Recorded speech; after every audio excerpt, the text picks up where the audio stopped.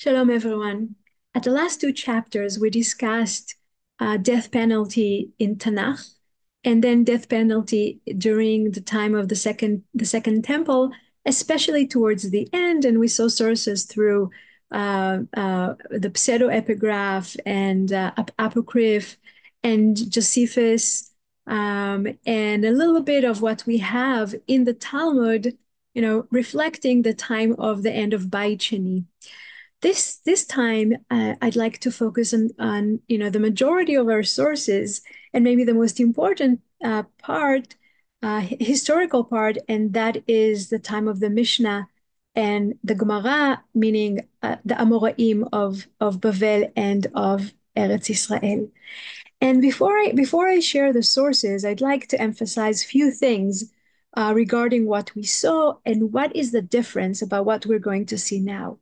Um, when we looked at the different penalties in Tanakh, we saw that death penalty is indeed part of what the Torah is asking as a punishment for severe sins, and the only severe punishment is death penalty.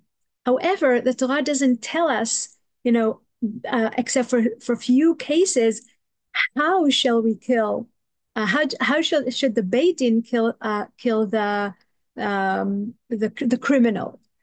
And the only two options that we do find in Tanakh is burning and stoning.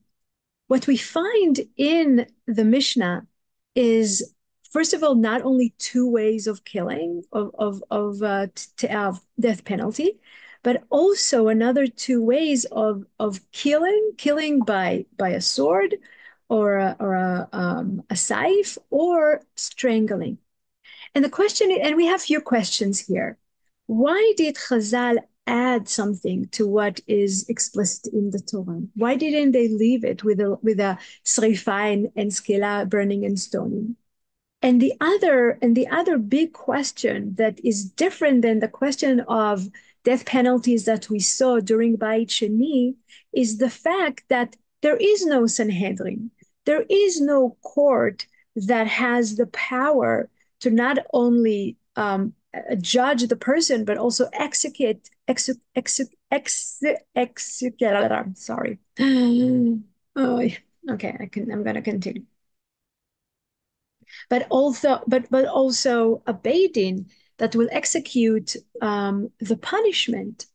So we are dealing here, all the sources in Chazal, we're dealing here with only theoretical discussions, not something that Chazal actually did. But the discussion apparently is very, very important to them, including the different ways that the Beit Din can kill a criminal, which was sentenced to a death penalty. So let me share the sources and let's see what we have.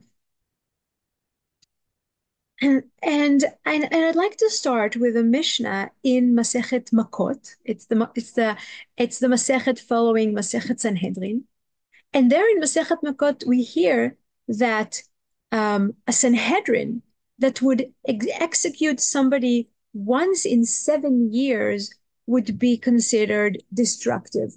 And I want you to see the 7 years in the Hebrew. It says Sanhedrin haoreget beshavua. Does the Mishnah really mean 1 week? Like if you kill a person per week, that means that you are a destructive Sanhedrin? Where does the English take the seven years? It's in most of the Mefarshim. For example, Rabbeinu Ovadia Bartenura is telling us 1 week is one in 7 years, and that's very much like the Torah. Let's speak about a week, also in a Shabbat, also in a sense of 7 years. But nevertheless, it's either 1 week or even 7 years. And Rabbi Elazar ben Azariah is saying once in 70 years. And we see how we start, from every week, which maybe sounds reasonable, then to even in once in 7 years. That's enough for this Sanhedrin to be called destructive. But Rabbi Elazar ben Azariah, and now I want to put him in time because that is relevant to our discussion. Okay, The Tanna Kama is saying once in a week, whether it's really literally a week or like the Torah, 7 years. When we get to the time of Rabbi Elazar ben Azariah, who is in Yavne, after the destruction of the second temple. In other words, we're talking about discussions after the destruction. Rabbi Elazar ben Azariah is saying even once in 70 years is too much. And Rabbi Tarfon and Rabbi Akiva, that are also a crucial part of the generations after the destruction of the temple, between the destruction in year 70 and Bar Kokhba rebellion in the year of 132, they were friends, and Rabbi Akiva was a student of Rabbi Tarfon, and then they were friends, and they both are saying, if we were on Sanhedrin, nobody would have ever been executed. And that's really interesting. They're both know, again, we have to understand everything is theoretical. There is no Sanhedrin because there's no Beit Mikdash. But they want to play with that thought. If we were there, nobody would have ever died. Meaning we would never sentence a person in the death penalty. Why? We'll see in a minute. But as a contra to them, we find Rabban Shimon ben Gamliel. This is Rabban Shimon, the son of Rabban Gamliel of Yavne, the big teacher of both Rabbi Tarfon and Rabbi Akiva. And his son, meaning the next generation, he's looking at them and he's saying, seriously? They too would have increased violence in Israel. If you were in the Sanhedrin and you say you would never sentence a person to death, the result will be increase in violence. And we hear here the tension. Even though it's a theoretical tension, it has also to do with values and moral.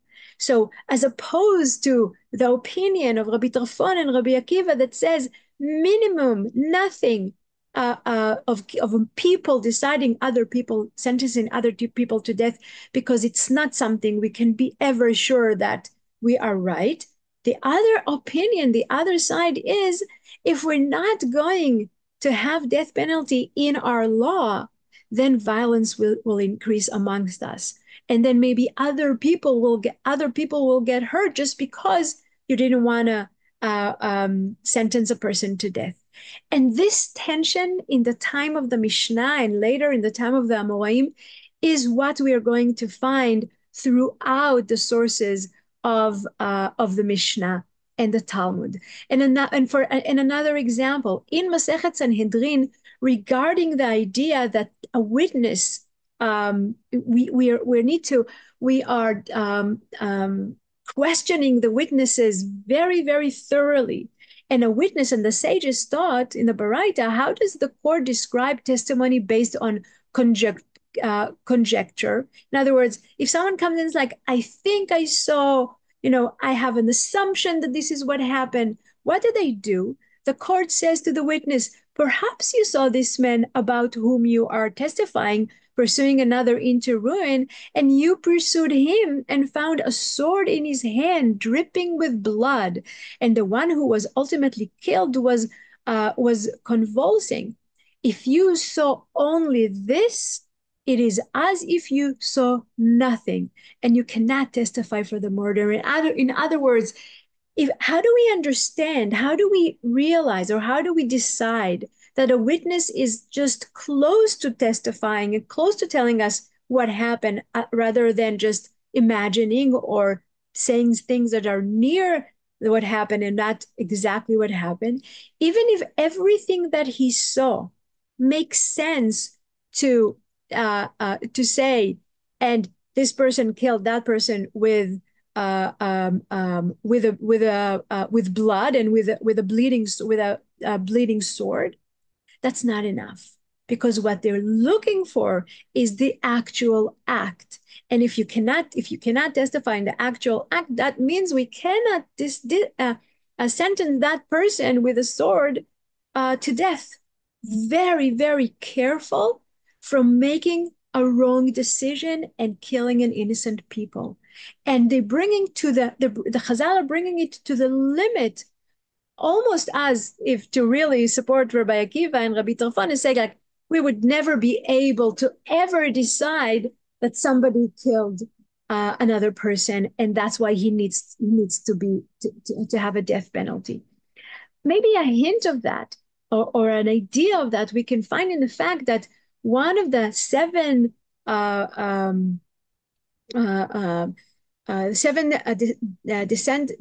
descendants of Noah, the commandments that they're also are also obligated to keep, and all are as following. And the descendants of Noah, as it says here, it's all of humanity. In other words, Am Yisrael has their own moral commandments, and also the rest of the world have that. And the seven mitzvot that the rest of the world, the rest of humanity, all of humanity are commanded in, is also establishing courts of judgment. And establishing courts of judgment, it means that we are seeking the truth about what happened before we're sentencing people to death. But it's also a prohibition of blasphemy, idol worshiping, and forbidding sexual relations, and murder. Again, robbery, eating a limb from a living animal. Murder and court here is very, very important. Every human being on earth is supposed to respect the image of God in another person and within ourselves. And if someone murdered, he has to come to court and he has to get his punishment, okay? Because life is very dear. And when we go back again to hear the different examples that we find in Chazal regarding that idea of that it's not easy for a Beit Din, for the Sanhedrin, for court to sentence a person to death, even though we're playing with that idea because it says so in the Torah, and during Beit Sheni, we heard a few cases doing that. We hear, for example, in Baba Metzia, they brought Rabbi Elazar, the son of Rabbi Shimon, to the authorities. Let me just explain. Again, we're talking here about a generation after that's a second generation after Rabbi Akiva, because Rabbi Elazar is the son of Rabbi Shimon Bar Yochai, who is the student of Rabbi Akiva. And during his time, we're talking about Roman ruling in Eretz Israel. The Roman authorities take Rabbi Elazar and appoint him to a task. What's the task? To tell them about thieves and about murders and about criminals living around in the Jewish communities. So they brought Rabbi Elazar, the son of Rabbi Shimon, to the authorities, who appointed him to this task, and he proceeded to arrest thieves. So Rabbi Yehoshua ben Korcha sent Rabbi Elazar, the son of Rabbi Shimon, the following message: "You are vinegar, son of wine. Your father was an important person. Your father was a Talmid Chacham. You, compared to him, are like vinegar. You are wicked in comparison to your father, the righteous Rabbi Shimon. Just as vinegar is spoiled wine, until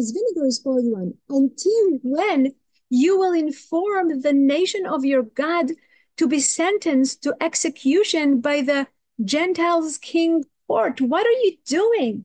You're cooperating with the enemy, with the Gentiles' court, with the Romans. You are giving them Jews to be sentenced, and maybe those Jews will also be sentenced to death. How do you do that to the nation of God?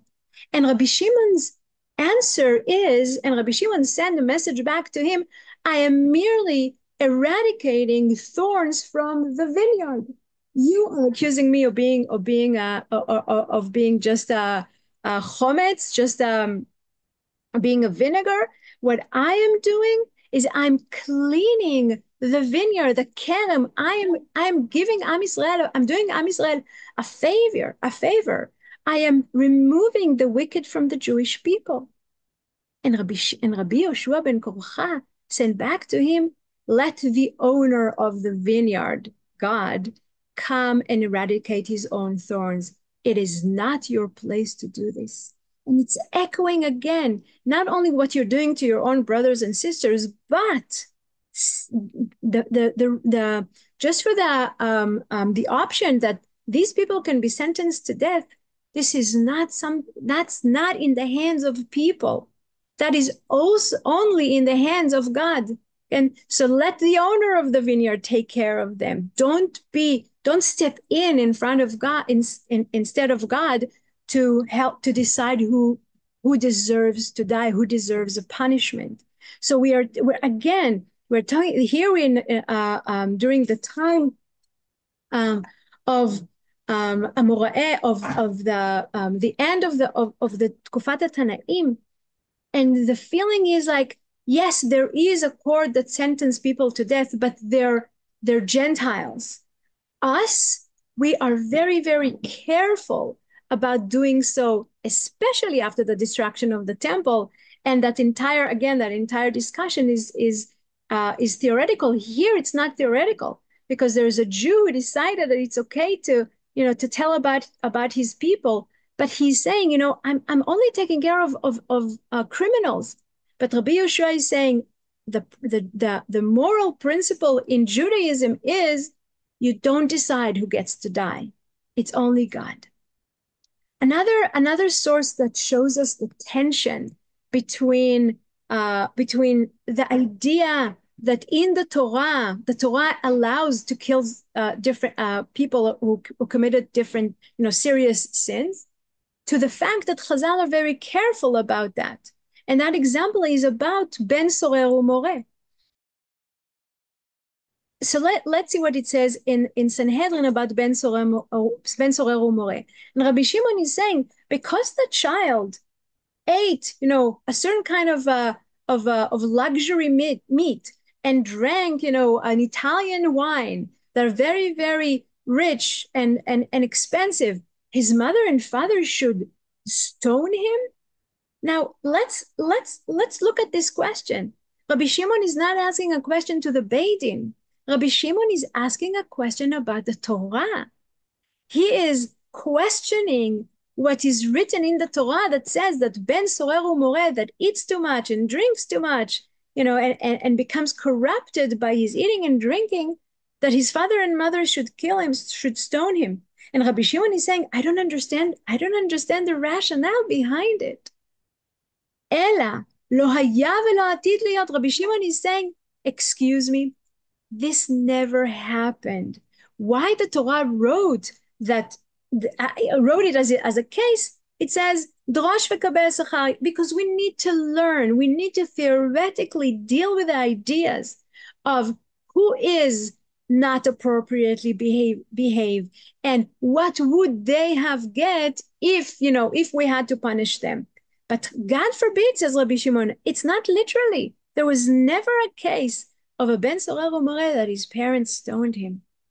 But next to that, says Rabbi Yonatan, I saw him. I sat by his grave. Again, the tension. Rabbi Shimon says, ideally, I cannot accept that. And Rabbi Yonatan saying, listen, I saw that person and I sat by his grave. In other words, yes, there were times that in Israel they executed death penalty by stoning to a Ben Sorer u'Moreh. Again, the tension. The further we go, we're away from Beit Shani and the Torah, the more we understand that Chazal don't want to, looking at a death penalty in a very, very cautious and suspicious way. I want to get now to more of the principles. And for example, we find in Masechet Shabbat that any judge who judges a true just judgment truthfully, even if he sits in judgment only 1 hour, the verse describes him as if he becomes partner of the Holy One, blessed be he, in the act of creation. In other words, there's a very interesting saying here in Masechet Shabbat that when we judge truthfully, we're becoming partners of God in creation. And this conclusion is derived by mean of verbal analogy. And it is written here, and the people stood over Moshe from the morning until evening. And it's written there in the act of creation, and it was evening and it was morning. Okay, so So that the analogy, we can leave the analogy aside whether we agree with it or not. But the point is that it's important for the Gemara to tell us that to have a true judgment, to judge truthfully is so important. And in the case of a death penalty, Chazal realized or understood or choose to say that there is no case of death penalty that they think they can be truly sure that that person can be sentenced to death, even if it's just theoretically, again. But just the idea that us as a Jewish court can decide someone should be killed because of a sin, a severe sin that he did.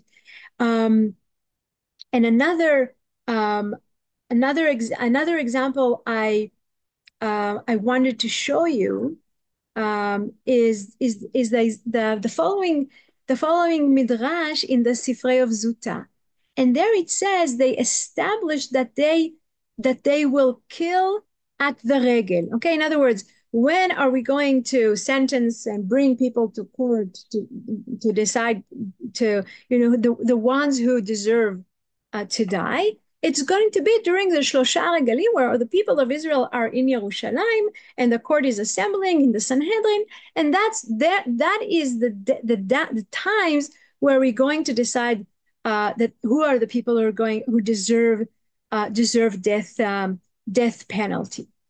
And then the midrash continues and say, and how do you know they strike him with stone, arrows, and spears? In other words, okay, so it happens during the regal, and in what way did what was the method of killing people who were sentenced to death? Strike them with stone, arrows, and spears. And they learn it from death shall be put onto thee, mot yumat, different way of death. But that's not what I brought this midrash for. The end is going to strike us, because the end of the midrash says it only happened when the Sanhedrin is in place. What is the law when the Sanhedrin is not in place? Okay. The discussion here and the question here that Chazal keeps asking themselves after the destruction of the temple, during the Mishnah time and during the Gemara time. Now that we don't have Sanhedrin, can we do that? Can we sentence people to death with different methods? Can stone, arrows, and spears? Because we know it happened during the Sanhedrin time, but what are we going to do now? What are we going to do now? And the answer is the following: if a person is liable to be stoned, his house falls on him, or an animal drags him. In other way, the concept was turned into everything is in the hand of Shamayim, not just onesh karet, which is in the Torah already. It's God will decide how to punish that person. Chazal understands that they don't have the power anymore and the legitimacy, and maybe they don't even have the will to sentence people to death. And that's why they say, even if we know that there's a person who sinned and he is liable to be stoned and liable to a death penalty, God will take care of that. Either his house will fall on him or an animal will drag him, but it's not going to be us. It's too much for us to decide that he deserves to die and how to kill him. And that brings us back to the beginning of Sanhedrin, with the discussions of how to kill people. And Arba Mitot, 4 forms of capital punishment were given over the court: stoning, burning, decapitation, and strangulation. And Rabbi Shimon says we say it in a different way. In other words, even though Chazal understands that it's theoretically, first of all, they want to learn it in order to know what happened, but they're also adding, as I started, they're adding hereg v'chenek, decapitation and strangulation, which were not in the Torah. And the question is, how come they were able to add ways of killing that are not in the Torah? And we'll keep that question to the end. With that, I want to show you another interesting Mishnah that is taking us deeper into the moral rationale behind it, the ethical ideas, that the principles that guided Chazal in how they dealt with death penalty. And it says in the Mishnah in chapter 4, how do we inspire awe in the witnesses in a capital case? We bring them into the court chamber and press them. Perhaps what you saw is but your own assessment, or from rumors, or you're witnessing an actual witnesses, you're witnessing an actual witnesses testify, or you're reporting what a truthworthy said, or perhaps you were unaware that by the end we'd interrogate you with examination and inquiry. Know that capital cases are not like monetary ones. In monetary cases, can return the person, the false witness can return the money and achieve atonement. But in capital cases, the blood of the victim and all his future offsprings hang upon you until the end of time. It's a serious responsibility to decide that you witnessed murder. If you're a false witness, you can pay, but not if you're not in capital punishment. Then the blood of the blood of the victim will continue to follow and chase you for the rest of your life and the rest of your offsprings, right? And his offsprings. In other words, you're not going to escape your false testimony or your mistaken testimony. That's why we are threatening you. And they bring, for thus we find in regard to Cain, who killed his brother, the blood of your brother screams out. And the brother, and then, this is exactly the same thing. The blood of your brother is screaming out because it was his blood, also the blood of his future offspring, that are screaming out, not one bloods, because it's also the offsprings. And continue the Mishnah and says, it was for this reason why the man was first created as one person. And we start to, and the Mishnah is starting to elaborate the principle, the ethical idea, to teach you that anyone who destroys life is considered by scripture to have destroyed an entire world.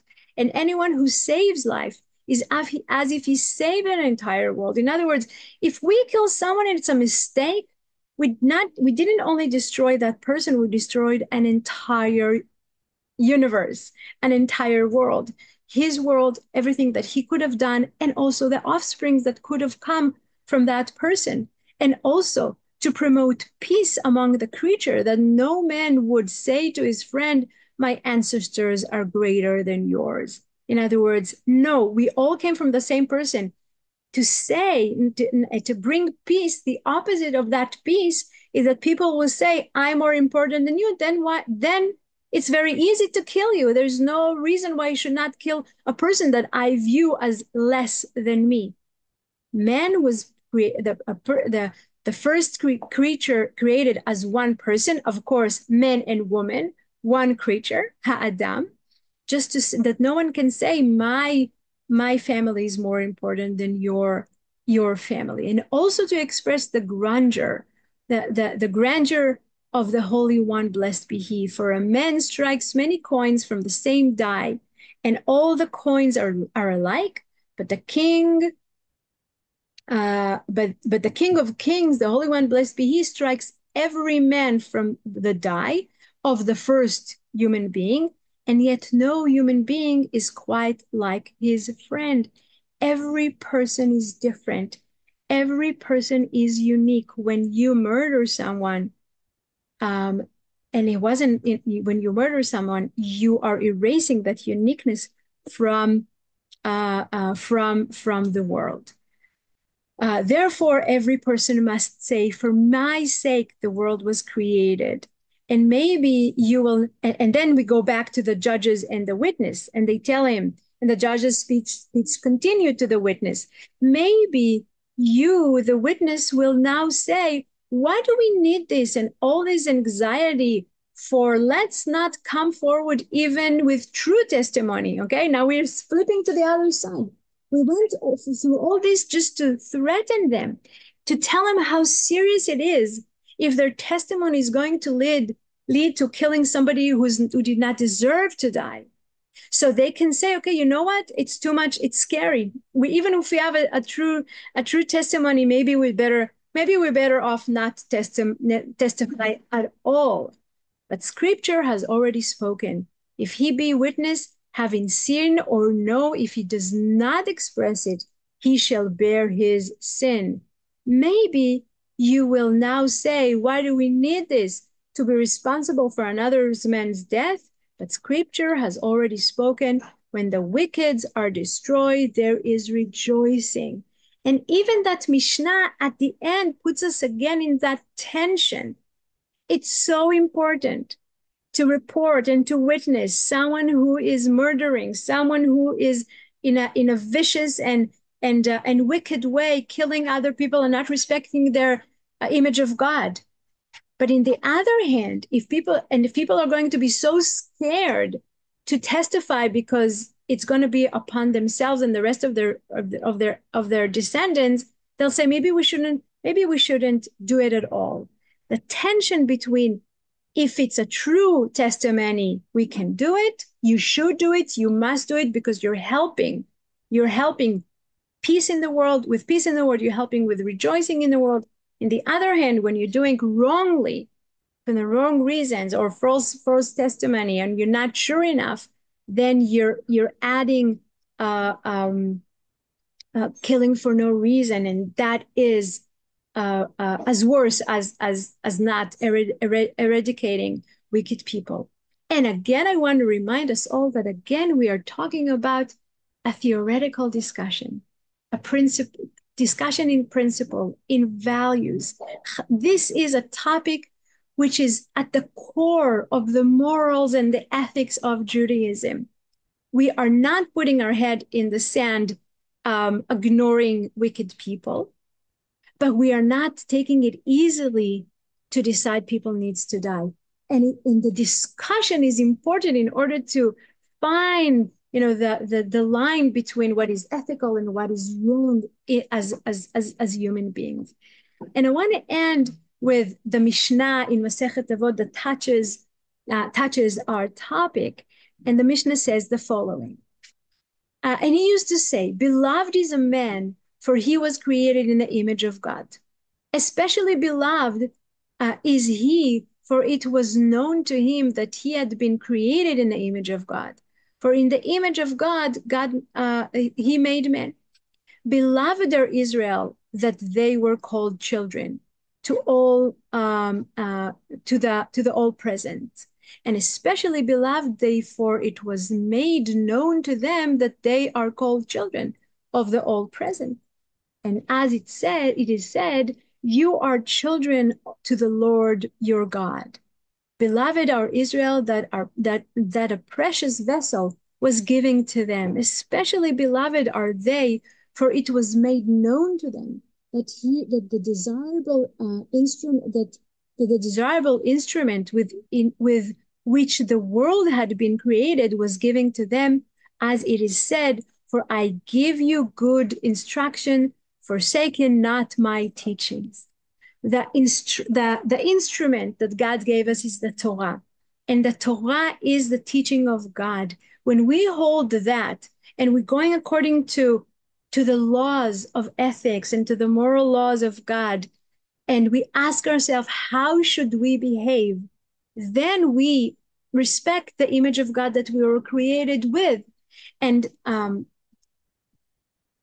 If we and one of the understandings of Chazal, uh, as we go along chronologically away from the time of the Torah, that Chazal understands that there were ideas that were according to the time of the Torah, with stoning and burning, and it continued to be during the time of the Second Temple. But when it comes to the time of Chazal, after the destruction, and there's no Sanhedrin, Chazal understand that it's too much to take upon yourself death penalty and to kill people. And part of it is their theological values, social values, moral values, and they didn't want to leave it alone. That's why they kept discussing it. And one of the options that the scholars are giving, both Professor Aaron Shemesh and Professor Halbertal and Professor Leuberboim, are telling us about why Chazal added those two ways of killing people, according to the Beit Din. Why did they add those two, hereg v'chenek, strangulation and decapitation, even though we had to in the Torah?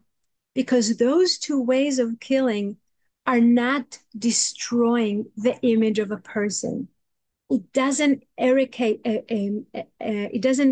Um, it doesn't touch the structure of a person. Burning and stoning are destroying the image of a person, but strangling is keeping the body is being kept intact, and Chazal viewed that as a more moral way of killing people. So even though during the time of the Second Temple, we hear in the different books that people were still being stoned or being burned, when it comes to the time of the Chachamim, they were, let's say, humanizing the punishment in one hand, again, a theoretical discussion, but are also taking everything up to God and telling God, we cannot, this is not something we can take responsibility for. It's in your hands. You do what you think is good to do. We entered a period of time that Chazal, understanding that they're under the ruling of a different nation in the Roman nations, and it's not even up to them, but the theoretical discussion was there in order to strengthen the ethical, moral behaviors of the people of Israel.